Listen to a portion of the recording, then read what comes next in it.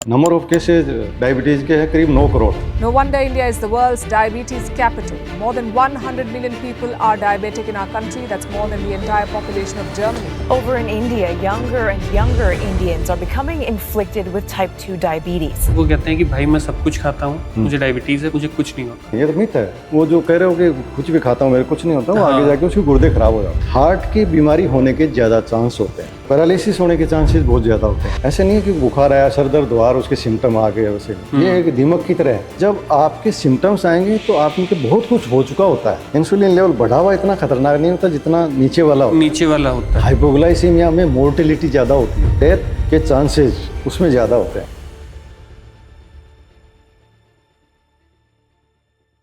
मुझे सबसे पहले तो ये डायबिटीज समझाइए, ये एक्चुअल में बीमारी है क्या? डायबिटीज नॉर्मली अपन अगर नॉर्मल भाषा में बात करें तो जो नॉर्मल शुगर लेवल होता है ब्लड में, इसमें उस रेंज से ज़्यादा हो जाता है। जैसे नॉर्मल रेंज होती है, फास्टिंग ब्लड शुगर अपन मानते हैं 126 मिलीग्राम पर DL, यानी 126 मिलीग्राम है नॉर्मली। फास्टिंग मतलब होता है रात को खाना खाए, सुबह जांच करवाते कम से कम 10 से 12 घंटे का उसका फास्टिंग होना चाहिए। और उसमें वो जांच कराता है और वो 126 आता है तो वो डायबिटीज के रेंज में आ जाता है। ओके। दूसरा पॉइंट और है इसमें, पोस्ट प्रेंडियल अपन जांच कराते हैं। पोस्ट प्रेंडियल का मतलब होता है खाने के 2 घंटे बाद। अच्छा। यानी उसने अगर 10 बजे खाना खाया और 12 बजे जांच करा रहा है, एग्जैक्ट 2 घंटे का टाइम होता है, उसमें अगर वो 200 से ऊपर आती है, पोस्ट प्रेंडियल अगर 200 है तो वो डायबिटीज के रेंज में आता है। या फिर रेंडमली जांच कराए। आप कभी भी गए और मैं भी शुगर की जांच करवानी है, रेंडमली अगर 200 आ जाए, 2-3 बार आपने जांच कराई 200 आ रही है तो वो डायबिटीज मान लेते हैं। डेफिनेशन में ये आती है ना। अच्छा। एक होता है HbA1c। HbA1c होता है ग्लाइकोसाइलेटेड हीमोग्लोबिन, यानी जो RBCs होती हैं उसमें जो हीमोग्लोबिन होता है उसमें ग्लूकोज लेवल कितना है, ये पिछले 3 महीने की वो बताता है कि पिछले 3 महीने में आपके ब्लड में शुगर लेवल कितना रहा। इसकी नॉर्मल रेंज होती है 5.7 to 6.4। अगर 5.7 है या उससे नीचे है तो वो नॉन डायबिटिक है, और अगर 6.4 या 6.5 है तो वो डायबिटिक है। तो मुझे एक चीज बताइए कि अगर किसी को डायबिटीज होती है जी तो उसकी लाइफ में क्या क्या कॉम्प्लिकेशंस आते हैं इससे? इन्फेक्शन होने के बहुत चांसेस रहते हैं, उसकी इम्यूनिटी कम रहती है। इम्यूनिटी कम हो जाती है। अगर शुरुआती दौर में आता है तो काफी कईयों में वेट लॉस की कंप्लेन लेके आते हैं, मेरा वजन बहुत कम हो रहा है, मुझे बहुत कमजोरी रहती है, पाँव में जलन रहती है, हाथ पाँव में भी जलन रहती है, शरीर में बहुत दर्द होता है। बर्निंग फीट बोलते हैं उसको। पैर जलते रहते हैं, रात को मैं सोता हूँ पैर जलते हैं, थोड़ा सा काम कर देता हूँ मेरे थकान हो जाती है। ये सिम्टम्स आते हैं। और सिम्टम्स की बात करें तो उसमें एक पोलीयूरिया पॉलीडिप्सिया अपन बोलते हैं। जैसे पेशाब बार बार लगते हैं, बार बार प्यास लगती है, बार बार खाना खाता है, बार बार भूख लग रही है, भूख खूब लगती है, खूब खाता है, खूब लगती है, फिर भी वेट नहीं बढ़ता, तो उसको पोलीयूरिया पॉलीडिप्सिया बोलते हैं। ये सिम्टम्स हैं। और छोटी सी भी कोई होता है, कोई चीज खांसी वांसी होती है तो मेरे को ठीक होने में भी टाइम लगता है, उसकी इम्यूनिटी कम होती है। नॉर्मल पर्सन को अगर 5 दिन आप मेडिसिन दो, एंटीबायोटिक दो तो ठीक हो जाता है, लेकिन डायबिटिक वाला है उसको टाइम लगता है। अच्छा, इसके रीजंस क्या क्या होते हैं, कारण क्या होते हैं? ज्यादा शुगर खाने की वजह से डायबिटीज होती है या फिर उसके और भी कारण होता है? देखो, डायबिटीज 4-5 तरह की होती है। मोस्टली कॉमन तो अपन डायबिटीज फर्स्ट और सेकंड मानते हैं, लेकिन अन्य भी है। एक लाडा होती है, एक होती है मोडी, एक होती है प्रेगनेंसी इंड्यूस्ड डायबिटीज। ये तो थोड़ी कम है। और मोस्टली जो लोगों में होती है वो डायबिटीज फर्स्ट और डायबिटीज सेकंड है। तो डायबिटीज फर्स्ट होती है वो जेनेटिक उसका कॉज होता है, अनुवांशिक। जेनेटिक्स, हाँ, अनुवांशिक। तो जेनेटिकली होता है और उसमें इंसुलिन नहीं बनती है बिल्कुल ही। अपने जो बीटा सेल्स होते हैं पैंक्रियाज के, जिससे इंसुलिन सीक्रेट होती है, जो इंसुलिन बनाता है, लेकिन इस टाइप फर्स्ट में उसके अगेंस्ट एंटीबॉडीज बन जाते हैं। शरीर के अंदर ही ऐसे एंटीबॉडी होते हैं जो उसको डिस्ट्रॉय कर देते हैं, और वो जेनेटिकली डिटरमाइंड होता है। वो किसको होती है किसको नहीं होती है कह नहीं सकते। तो जो फर्स्ट होती है वो अर्ली एज में होती है, अर्ली चाइल्डहुड, यानी बच्चों में ज्यादा होती है, और 20 साल से पहले ये काफी ज्यादा पता चल जाता है, वो भी अर्ली चाइल्डहुड में होती है। इंसुलिन डिपेंडेंट होता है, उसमें इंसुलिन लेना बहुत जरूरी है, बिना इंसुलिन के काम ही नहीं चलता। पैंक्रियाज में बिल्कुल इंसुलिन नहीं बनती है। सेकंड टाइप डायबिटीज होती है वो एडल्ट ऑनसेट डायबिटीज बोलते हैं, एडल्ट्स में होती है 45 के बाद। इसमें भी जेनेटिक्स का रोल है, एनवायरनमेंट का रोल है, लाइफस्टाइल का रोल है, खान पान का रोल है, ये है। इसमें कई फैक्टर है, एक फैक्टर का नहीं कह सकते। इसमें अगर पेरेंट्स के तो आपके आ जाती है, और आपकी सेडेंट्री लाइफस्टाइल, अगर आप एक्टिव नहीं हो, एक्सरसाइज नहीं करते हो, और आप सीटिंग ज्यादा है, खान पान पे आप ध्यान नहीं देते हैं, सेडेंट्री में तो आलसी लाइफस्टाइल चलता फिरता है, उनमें चांसेस ज्यादा होते हैं सेकंड के। सेकंड में बेसिकली क्या, इंसुलिन तो बनता है, लेकिन शरीर उसको मानता नहीं है, यानी इंसुलिन रेजिस्टेंस होता है। भाई आपको कोई आदमी बात कहे, आप किसी की मानते ही नहीं हो। अच्छा, तो मतलब इंसुलिन बन रही है, पर बन रही है, शरीर में जा रही है, लेकिन शरीर में जो भी सेल्स हैं वो उसको मानती नहीं है, इंसुलिन ही। हाँ, इंसुलिन को कहती है, कोई उसका कहना नहीं मानती है। अच्छा, तो उसमें बोलते हैं इंसुलिन रेजिस्टेंस हो जाता है। तो इसमें ये एडल्ट्स में होता है, एडल्ट्स में होता है, और इसमें लाइफस्टाइल एक बहुत बड़ा फैक्टर है। हाँ, लाइफस्टाइल, खान पान, ये बड़ा फैक्टर है। और अपने यहाँ पे सबसे ज्यादा केसेज ही टाइप 2 के ज्यादा केसेज हैं इंडिया में अभी। इंसिडेंस और प्रेवलेंस, इंसिडेंस न्यू केसेज होते हैं, prevalence total number of cases अपने मानते हैं। तो ये अपने हिंदुस्तान में करीब टोटल अपने इसकी माने नंबर ऑफ केसेज डायबिटीज के हैं करीब 9 करोड़ फिलहाल।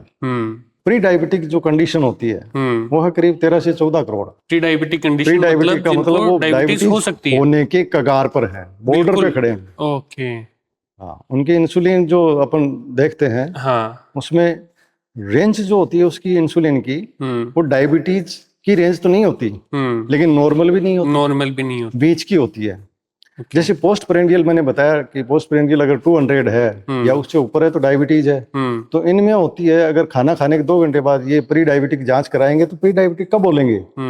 140 से 199 इसके बीच में अगर है तो प्री डायबिटिक है। यानी मैंने खाना खाया, जांच कराई, तो नॉर्मली 120 110 ऐसे आती है, लेकिन 140 और 199 के बीच में आ रही है तो मैं प्री डायबिटिक हूँ। ओके, और अगर फास्टिंग है 100 से 126, हाँ 120, तो 100 से नीचे है तो आप नॉन डायबिटिक है। हाँ, लेकिन अगर 100 और 126 के बीच में है, ओके, तो आपके वो प्री डायबिटिक कंडीशन है। 126 से ऊपर तो डायबिटिक। 3 क्राइटेरिया बताए थे ना। हाँ, हाँ। इसमें HbA1c अगर 5.7 to 6.4, ये 5.7 से ऊपर और 6.4 से कम, तो ये प्री डायबिटिक आ जाता है। और ये जो केसेस हैं, ये जो नंबर है वो करीब 13 से 14 करोड़ है, जो बिल्कुल बॉर्डर पे हैं। बिल्कुल बॉर्डर अगर ये होते हैं तो जो डायबिटिक का आंकड़ा है वो लगभग चला जाएगा, हाँ, करीब मान लो 25 करोड़ के आसपास। बिल्कुल हिंदुस्तान में, और बहुत बड़ी इसकी ये बर्डन है इनका। एक तो अपने यहाँ की जो अभी जो पूरा ग्लोबलाइजेशन हो गया, हाँ, तो अपने फास्ट फूड आ गए, हाँ, कार्ब्स ज्यादा खाने लग गए, कार्बोहाइड्रेट डाइट प्रीफर करते हैं। एक बहुत बड़ा लाइफस्टाइल है, जेनेटिक्स है, एनवायरनमेंट है, ये कई फैक्टर्स मिलके ये करते हैं। अभी जैसे मान लीजिए हम लक्षणों पे बात कर रहे थे कि जो शुरुआती जो लक्षण होते हैं, वजन नहीं बढ़ रहा है, भूख बहुत ज्यादा लग रही है, बार-बार में आप टॉयलेट के लिए जा रहे हैं, बार-बार टॉयलेट जाते हैं, तो कब एक पेशेंट को खुद से ये रियलाइज होगा कि मुझे अब डायबिटीज हो सकती है, मैं प्री डायबिटिक हूँ, उसको कब टेस्ट करवाना चाहिए, कब कंसर्न के लिए जाना चाहिए? यस, बहुत बढ़िया, अच्छी बात बताया आपने। मैं ये कहना चाहता हूँ कि अगर किसी की फैमिली हिस्ट्री है, हाँ, उसको तो जाना ही जाना चाहिए। जैसे पेरेंट्स में अगर डायबिटीज है, हाँ, तो उसको हर साल 6 महीने में उसकी जांच हमेशा करवानी चाहिए उसको, अपने शुगर की। और एक उनमें है जिनमें ओबेसिटी होती है, ओबीज पर्सन है ना, उनमें ज्यादा चांसेस होते हैं, वेट ज्यादा होता है, वेस्ट सर्कमफ्रेंस जिनके ज्यादा होती है, जिनका वजन ज्यादा होता है, हाँ, तो उनमें क्या है कि फैट सेल होती हैं, फैट ज्यादा होता है तो वो इंसुलिन से रेजिस्टेंस होता है, तो मोटे व्यक्तियों में भी होने के चांसेस ज्यादा होते हैं बजाय पतले के, टाइप सेकंड। तो मतलब आप अगर आपकी फैमिली हिस्ट्री है तो आपको जरूर फैमिली हिस्ट्री है, सिम्टम्स हैं, इनमें से कुछ भी अगर आपको बताए, ये अगर है या फैमिली हिस्ट्री है, तो आपको ये जांचें करवानी चाहिए, कंसर्न जरूर करना चाहिए। अच्छा, अब जैसे एक बेसिक तो सवाल यही होता है, जैसे हम ट्रीटमेंट से आते हैं, अगर टाइप 1 डायबिटीज है किसी को, तो उसको हम बाहर से इंसुलिन इंजेक्ट करते हैं उनको, कि अगर वो, जैसे मेरे एक दोस्त को टाइप 1 डायबिटीज है जेनेटिक्स की वजह से, तो उसको हर बार जब भी वो खाना खाएगा उससे 10-15 मिनट पहले उसको इंसुलिन लेना। हाँ, उसको इंसुलिन लेनी पड़ेगी। मतलब इसके अलावा कोई और ऑप्शन नहीं है उसके पास में? अगर हम लाइफस्टाइल को चेंज करें हाँ हाँ, तो हम डायबिटीज को नहीं, कितना इंसुलिन कंट्रोल फर्स्ट में कोई वो नहीं है। फर्स्ट में कोई फर्स्ट में तो इंसुलिन ही है अपने आप, जो भी है, बिना इंसुलिन के चलता ही नहीं है। वो जो लाइफस्टाइल वगैरह सब आते हैं वो सेकंड में आते हैं। हालांकि इसमें भी अगर आप लाइफस्टाइल चेंज करते हो तो लाइफ अच्छी रहती है, लेकिन इंसुलिन इसको लेनी पड़ेगी। ऐसा नहीं कि लाइफस्टाइल चेंज करी और ये डायबिटीज खत्म हो गई, ऐसा नहीं। सेकंड के अंदर आप जो लाइफस्टाइल की बात कर रहे थे, डायबिटीज सेकंड होती है, उसमें लाइफस्टाइल का बहुत अहम रोल है। अगर हम लाइफस्टाइल चेंज उसमें प्रीवियसली अगर प्री डायबिटिक है तो अपन उसको डाइट प्लस लाइफस्टाइल ये चीज बताएं तो हो सकता है वो वापस नॉर्मल रेंज में आ जाए। लेकिन अगर लाइफस्टाइल चेंज नहीं करता है और डाइट पे कंट्रोल नहीं है, वो है, तो वो आगे डायबिटीज में कन्वर्ट होने के चांसेस उसके ज़्यादा होते हैं। ट्रीटमेंट में जैसे टाइप फर्स्ट में तो मैंने बताया आपके इंसुलिन डिपेंडेंट होती है, इंसुलिन नहीं लेनी पड़ती है। वो कई तरह की आती है, रेगुलर इंसुलिन है और मिक्स्ड इंसुलिन आती है, मिक्सड आती है, लॉन्ग एक्टिंग इंसुलिन है। इनमें क्या डिफरेंस होता है? इनमें regular insulin short acting, ultra short acting और एक लॉन्ग एक्टिंग। अच्छा, ये इंसुलिन होती है कि कितने समय तक काम करेंगी। हाँ, तो ज्यादा प्रेफर कौन सी की जाती है अगर टाइप 1 डायबिटीज है तो? आजकल क्या है, बेजल बोलस में क्या होती है, एक बेजल इंसुलिन होती है, लॉन्ग एक्टिंग इंसुलिन होती है जो शाम के टाइम लेते हैं। जो अपनी फिजियोलॉजिकल इंसुलिन जो रिलीज होती है उसी के जैसी होती है वो। अच्छा, तो वो शाम को लगाते हैं, वो सुबह का जो शुगर लेवल है उसको कंट्रोल करती है। बोलस वो होती है जब आप हर खाने के साथ देते हैं। अच्छा, खाना खाया उसके साथ ही आप वो ले लो, वो किसी का ले लो, जो वो लेवल है उसके अकॉर्डिंग ले लेते हैं। 10 यूनिट है, 5-7 यूनिट है, 8 यूनिट है, उसके अकॉर्डिंग वो बेजल बोलस इंसुलिन लेते हैं। अच्छा। और जिनके टाइप 2 डायबिटीज है और जो दवाइयों से नहीं ठीक हो रही है उनमें वो इंसुलिन देते रहते हैं, जिसमें मिक्सड भी है और लॉन्ग एक्टिंग जैसे ग्लार्जिन वगैरह देते हैं। उसका शुगर लेवल क्या है, तो उस हिसाब से डॉक्टर के कंसर्न पे ही आप वो पॉइंट्स वो बताइए, करें। उतनी लें और जांच कराते रहें टाइम पे। अगर आप मान लो किसी यूनिट से 5 से शुरू किया, 6 से किया, जिस पे आपकी नॉर्मल आ गया वो आपको सेट कर देते हैं, वो लेते रहते हैं। उसके ऊपर प्रिकॉशंस भी कहते हैं। कई बार जैसे आपने इंसुलिन ली और खाना नहीं खाया तो उसमें ग्लूकोज लेवल नीचे चला जाता है, हाइपोग्लाइसीमिया होता है। वो बहुत डेंजरस कंडीशन होती है। इंसुलिन लेवल बढ़ा हुआ इतना खतरनाक नहीं होता जितना नीचे वाला होता है। हाइपोग्लाइसीमिया में मोर्टेलिटी ज्यादा होती है। मोर्टेलिटी का मतलब होता है कि डेथ के चांसेस उसमें ज्यादा होते हैं। तो वो डेंजरस कंडीशन है। बजाय अगर शुगर बढ़ा हुआ है तो व्यक्ति उसमें मोर्टेलिटी के चांस नहीं होते। लेकिन अगर आप इंसुलिन ली और खाना नहीं खाया और हाइपोग्लाइसीमिया हो गया तो उसके लिए उसको जागरूक करना बहुत जरूरी है। ये नहीं कि आपने इंसुलिन ले ली और आपने थोड़ी देर बाद में ये भूल गए या किसी भी कारण से नहीं खाया, किसी भी कारण से नहीं खाया तो बेहोश हो जाते हैं। आते हैं हमारे पास हाइपोग्लाइसीमिया के पेशेंट आते हैं, बिल्कुल बेहोश हो जाते हैं। वो पेशेंट को घर वाले भी कहते हैं साहब अचानक बेहोश हो गया, पता ही नहीं। जब इंसुलिन उसके चेक करते हैं तो काफी नीचे आती है, बिलो 70-80 से नीचे आ जाती है तो वो बहुत डेंजरस होती है। अगर 60 से नीचे है तो या चीनी रखो आप, या कोई शुगर सिरप होता है। हाँ, मैं यही पूछने वाला था कि अगर मान लीजिए ऐसी कोई कंडीशन होती है तो उसको बताते हैं घर पे क्या कर सकते हैं, उस वक्त क्या कर सकते हैं? उसको एक तो घर वालों को हमेशा अवेयर रखो भी ये खाना वाना खाए, इसका ध्यान रखो। जैसे भी कोई लगे उसको कि बेहोशी आ रही है या जी घबरा रहा है या खाना नहीं खा पाया हो तो कोई शुगर सिरप या चीनी या कोई मीठा जो भी है उसको तुरंत खिलाएं। जैसे कोई थोड़ा चीनी के दाने मुंह में रखने से बता, थोड़ा बैठा के लेटे तो कोई चीजें लिक्विड वगैरह ये नहीं देनी, एस्पिरेशन होने के चांसेस भी रहते हैं। अगर और भी ज्यादा कंडीशन इंप्रूव नहीं हो रहा है, बिल्कुल बेहोश हो गया, तो फिर तो हॉस्पिटलाइज करना जरूरी होता है। उसमें अपने फिर वो लगाते हैं, डेक्सट्रोज लगाते हैं उसकी शुगर लेवल बढ़ाने के लिए। डेक्सट्रोज बहुत होते हैं, टाइप फर्स्ट में भी होते हैं ज्यादा, जो इंसुलिन लेने वाले हैं उनमें ज्यादा होते हैं। वो क्या वो अगर अवेयर नहीं होते, एजुकेट नहीं होते, वो कई बार ज्यादा चली जाती है, कई बार खाना नहीं खा पाते हैं, कई बार कोई इन्फेक्शन हो जाता है उनके, या अदर कोजेज होते हैं। कोई इन्फेक्शन है तो भी वो क्या है कि जब भी कोई बॉडी में इन्फेक्शन वगैरह होता है तो इंसुलिन की मात्रा बढ़ानी पड़ती है। बहुत सारे जो पेशेंट्स होते हैं डायबिटीज के, उनको ये बोला जाता है कि आप रेगुलर बेसिस पे वॉक करें। डायबिटीज के पेशेंट हैं उनके लाइफ में डिसिप्लिन होना बहुत जरूरी है, अनुशासन जिंदगी होनी चाहिए। ऐसा नहीं है कि घर के कुछ खा लिया कहीं रह गए, वो ऐसा नहीं चल सकता। और लाइफस्टाइल के अंदर उसमें है कि रेगुलर एक्सरसाइज करें और खान पान में अपना कार्ब्स डाइट है, कार्बोहाइड्रेट वो कम लें। चावल है, आलू है, ये जैसी चीजें हैं, फास्ट फूड है ये खाते हैं, ये कम लें। टाइम पे आप दवाइयाँ लें। दो मेरे बड़े कॉमन सवाल हैं। एक तो ना मैं बहुत बार सुनता हूँ पेशेंट से कि वो कहते हैं कि भाई मैं सब कुछ खाता हूँ, मुझे डायबिटीज है पर मैं सब कुछ खाता हूँ, मुझे कुछ नहीं होता। हाँ हाँ हाँ हाँ। तो ये क्या चीज है कि वो जब ये चीज बोलते हैं कि मैं सब कुछ खाता हूँ मुझे कुछ नहीं होता, मुझे डायबिटीज है फिर भी? नहीं नहीं, ये तो मिथ है। अब आप ऐसा नहीं है, डायबिटीज वाले को तो चीनी से तो परहेज करना पड़ेगा। ओके। अगर सब कुछ खाता है, चीनी खाता है, तो उसके शुगर बढ़ा हुआ रहता है। तो उसके ये डायबिटीज क्या है बेसिकली? ऐसे नहीं है कि बुखार आया, सर दर्द हुआ और उसके सिम्टम आ गए, वैसे नहीं। ये एक दीमक की तरह है, समझ रहे हैं बात? दीमक लग गई, लकड़ी में दीमक लग जाती है। लकड़ी बाहर से अपन देखते हैं घर में, अच्छी अच्छी लगती है, और जिस दिन दीमक बाहर से दिखती है उस टाइम अपनी नजर पड़ती है, यार ये तो दीमक लग गई। और जब देखते हैं तो अंदर से बिल्कुल खोखला खोखला हो चुका होता है। समझ रहे हो बात? जैसे ही डायबिटीज आपको जब तक रियलाइज होगा जब तब तक आप देर कह हो रहे हो मैं चुकी सब होगी। खा रहा हूँ, मेरे को तो कुछ भी नहीं हो रहा है, ये नहीं हो रहा है, हाँ, लेकिन जब आपके सिम्टम्स आएंगे तो आप में तो बहुत कुछ हो चुका होता है, तब तक हो चुका होता हो है सब चुका बहुत होता है। कुछ। हाँ, उसमें कॉम्प्लिकेशन होते हैं लॉन्ग टर्म में, अचानक नहीं होते। जैसे काफी टाइम तक अगर शुगर बढ़ा हुआ होता है तो उसके कॉम्प्लिकेशन होते हैं और बहुत खराब है। और एक बात और मैं बताना चाहूंगा कि डायबिटीज जिनके है उनके हार्ट की बीमारी होने के ज्यादा चांस होते हैं। एक पैरालिसिस होने के चांसेस बहुत ज्यादा होते हैं, लकवे के चांस बहुत ज्यादा बढ़ जाते हैं। नॉर्मल पर्सन होता है उससे इनमें कई गुना ज्यादा रिस्क होती है। एक होते हैं माइक्रोवेस्कुलर कॉम्प्लिकेशन, एक होते हैं मैक्रोवेस्कुलर कॉम्प्लिकेशन। माइक्रो और मैक्रो, मैक्रो का मतलब होता है बड़ी जो खून की नलियां होती हैं, बड़ी नलियां, मोटी नलियां। और एक माइक्रो का मतलब होता है छोटी महीन नलियां। महीन नलियां। हाँ, तो मैक्रो के अंदर तो अपने ये हृदय रोग आ गया, हार्ट अटैक आना, ये पैरालिसिस, स्ट्रोक आना, ये उसमें आते हैं मैक्रोवेस्कुलर कॉम्प्लिकेशन। एक होते हैं माइक्रोवेस्कुलर, माइक्रो यानी छोटी जो खून की नलियां होती हैं वहां उनका कॉम्प्लिकेशन ज्यादा होता है अगर सही कंट्रोल नहीं हो तो।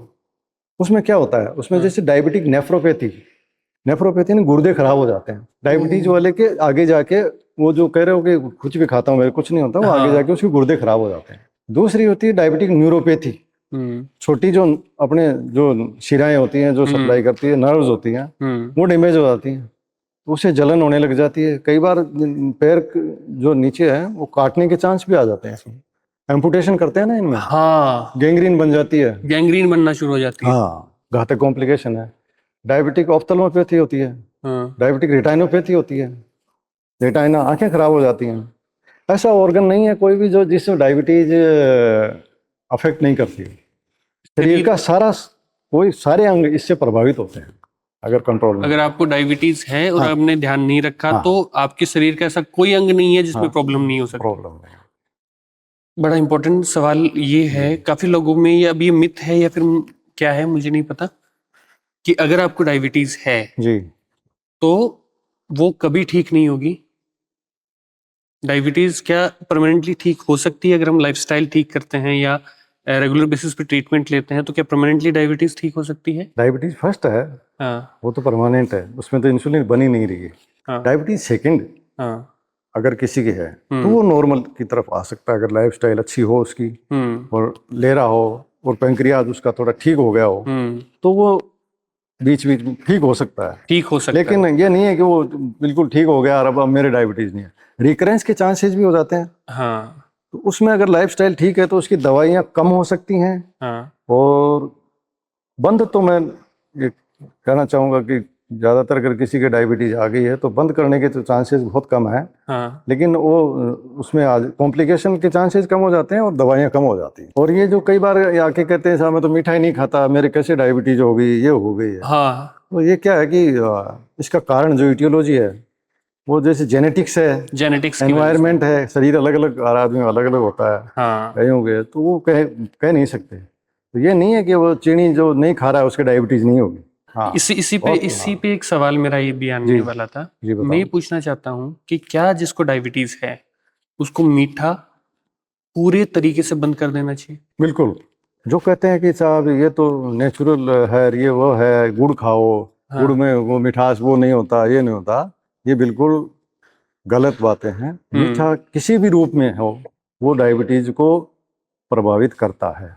कई फ्रूट्स होते हैं जो कहते हैं नहीं साहब फल ये है, इसमें तो हेल्दी है, इसमें तो कुछ होता ही वो नहीं। किसी भी रूप में अगर उसमें ग्लूकोज जा रहा है या फ्रुक्टोज भी जा रहा है तो शुगर लेवल उसमें बढ़ता ही है। जैसे कुछ प्रोडक्ट आते हैं कि बोलते हैं कि वो स्वाद में मीठा लगता है पर बोले शुगर लेवल को कोई नहीं नहीं नहीं नहीं, वो तो जो है ना शुगर फ्री गोलियां आती हैं। हाँ हाँ, ये गोलियां सही नहीं है, ये तो और भी ज्यादा घातक है। शुगर फ्री गोलियों का कोई रोल नहीं है। बेसिकली शुगर लेनी ही नहीं चाहिए किसी भी रूप में। और ये शुगर फ्री वाला कॉन्सेप्ट है, बहुत बड़े बड़े ब्रांड्स हैं वो ब्रांड्स तो आप वो बिल्कुल सही नहीं है मेरे। मतलब शुगर फ्री के नाम से आप लेना नहीं चाहिए। नहीं नहीं, शुगर फ्री आप लेते हो तो उसके वो नुकसान ही है। इतने टाइम से आप इतने पेशेंट्स को देख रहे हैं, आपको क्या लगता है इंडिया में डायबिटीज का क्या फ्यूचर है? हम किस तरफ जा रहे हैं? इंडिया डायबिटीज का हब है। समझ रहे हैं, इतने नंबर ऑफ केसेज हिंदुस्तान में है कि डायबिटिक हब बोलते हैं यहाँ। सबसे ज़्यादा लोगों को एजुकेट करने की, लोगों को अवेयर करने की इसके बारे में, और अपनी लाइफस्टाइल, खान पान, ये सब चीज़ें चेंज करने की, लोगों को अवेयरनेस फैलाने की सबसे ज़्यादा जरूरत है। एज ए डॉक्टर आप क्या सलाह देना चाहेंगे कि ऑल ओवर इंडिया, क्योंकि हम अब जैसे नंबर ऑफ केसेस आप देख लीजिए जी, हम बढ़ते जा रहे हैं, आप क्या सलाह देना चाहेंगे लोगों को? मैं ये सलाह देना चाहूँगा, फर्स्ट में तो देखो जेनेटिक्स का ज़्यादा रोल है, तो उसमें तो कुछ कर नहीं सकते। उसमें तो उसको एजुकेट कर देते हैं कि भी कॉम्प्लिकेशंस हैं, आप कंप्लायंस अच्छी रखें। पेशेंट को ये एजुकेट करना चाहिए कि ये दवाइयाँ आप समय पे लो, अगर नहीं लोगे तो आपके नुकसान होने के ज़्यादा चांसेस हैं, कॉम्प्लिकेशंस के ज़्यादा चांसेस हैं। दूसरा ये है कि एक लाइफस्टाइल मॉडिफिकेशन है कि आपको बिल्कुल एक्टिव रहना चाहिए, एक्सरसाइज करनी चाहिए, योगा करना चाहिए, इनका बहुत रोल है।